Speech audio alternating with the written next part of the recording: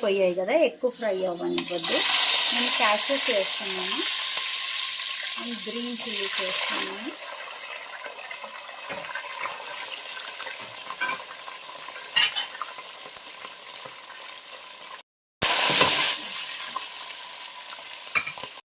Chillies, ginger garlic paste కొంచెం ఎక్కువే పడుతుంది శ్రావణి, జింజర్ గార్లిక్ పేస్ట్, ఎందుకంటే బిర్యానీకి స్మెల్ బాగుంటుంది.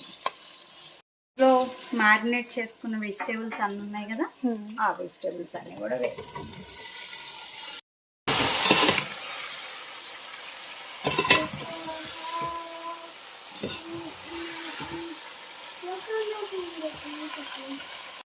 బిర్యానీ ఆకు వేయడం మర్చిపోయాము తాలింపులో, సో నేను పైనుంచి వేస్తాను. దాని ఫ్లేవర్స్ మనకు రావడం అనేది చాలా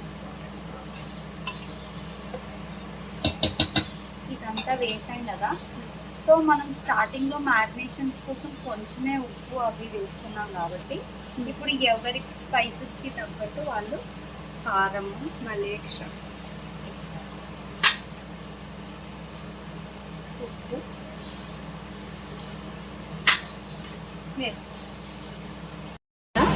కుక్ అవ్వాలి. మంచిగా దగ్గరికి ఆయిల్ పైకి వచ్చేంత వరకు కుక్ అవ్వాలి. ఈ వాటర్ ఉంది కదా, ఈ వాటర్ అంతా పోయి ఆయిల్ పైకి వచ్చేంత వరకు కుక్ అవ్వాలి. సో నేను కొంచెం కసూరి మేతి కూడా అంటారు, ఇక్కడ కసూరి మేతి వేస్తాను.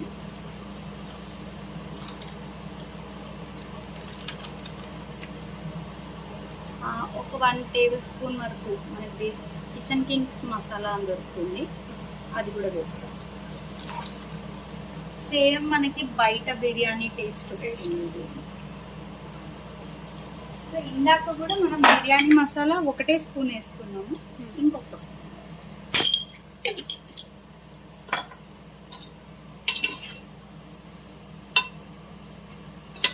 ఎవరి టేస్ట్కి తగ్గట్టు అంతే. ఇల్లు మోడిఫై కూడా చేసుకోవచ్చు, మన ఇంట్లో మనం ఇట్లా తింటాం కాబట్టి కొంచెం చేస్తాం. అంత లోపల మనం రైస్ రెడీ చేసుకున్నాం. దావత్ బిర్యానీ రైస్ తీసుకుంటాను, ఇది నా ఫేవరెట్. సో నేను మన ఇంటికి గెస్ట్లు వస్తున్నారు కదా, సో నేను ఈరోజు 2 గ్లాసెస్ ఆఫ్ రైస్ యూజ్ చేస్తున్నాను. ఇది చాలా ఎక్కువ అయిపోతుంది, 2 గ్లాసెస్.